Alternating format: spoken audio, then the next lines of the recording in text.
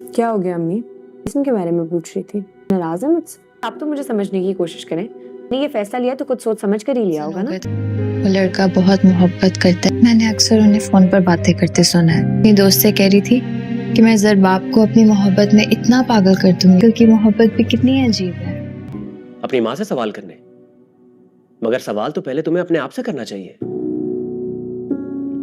अपने आप से। नाजरीन, ड्रामा सीरियल चारबाज की आज की वीडियो बहुत दिलचस्प है, पूरी देखिएगा। चैनल को सब्सक्राइब नहीं किया तो सब्सक्राइब जरूर कर लीजिएगा। ईशल कहती है, आयशा भाभी, आपने मुझे घर से निकलवा दिया, मैं खामोश रही। आपने आबिद अंकल के सामने मुझे बुरा डलवाने की कोशिश की, मैं खामोश रही। मैंने अंकल को एक्सपायर मेडिसिन दी, यही इल्ज़ाम था ना आपका।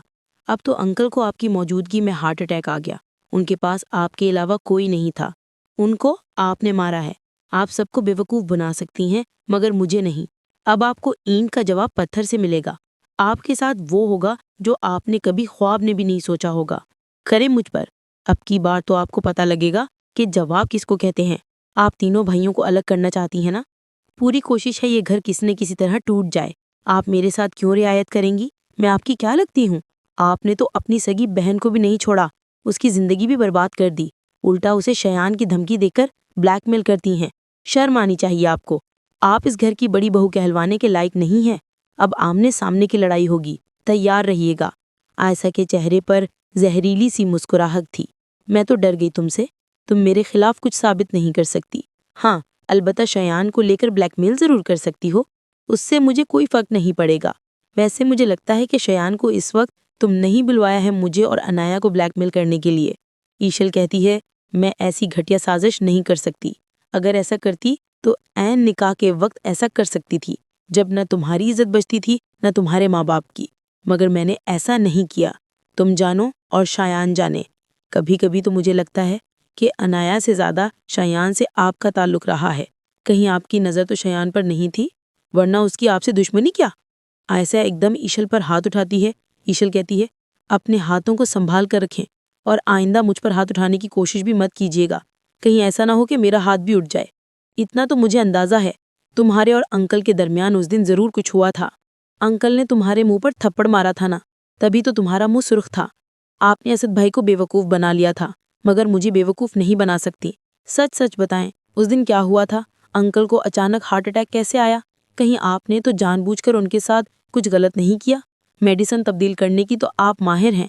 वैसे भी क्या पता आपने उन्हें खुद से एक्सपायर मेडिसिन दी हो और उन्हें पता लग गया हो। आयशा कहती है, अपनी बकवास बंद करो, अपनी औकात में रहो। याद रखना, मैं बहुत जल्द तुम्हें एक बार फिर इस घर से और असद की जिंदगी से निकाल कर रहूंगी।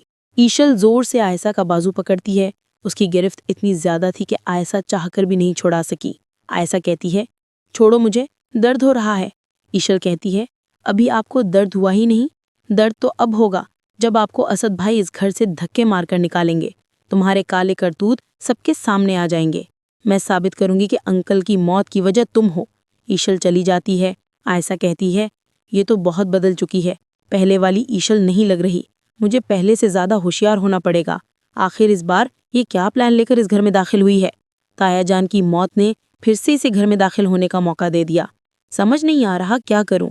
मैं जब भी इसकी शक्ल देखती हूँ मेरे तन बदन में आग लग जाती है। इधर अनाया बहुत परेशान थी। मैं शयान का क्या करूं? कहीं अगर उसने सचमुच बता दिया तो मेरा क्या होगा? रोहान मुझे छोड़ देगा। मैं रोहान से मोहब्बत करने लगी हूँ।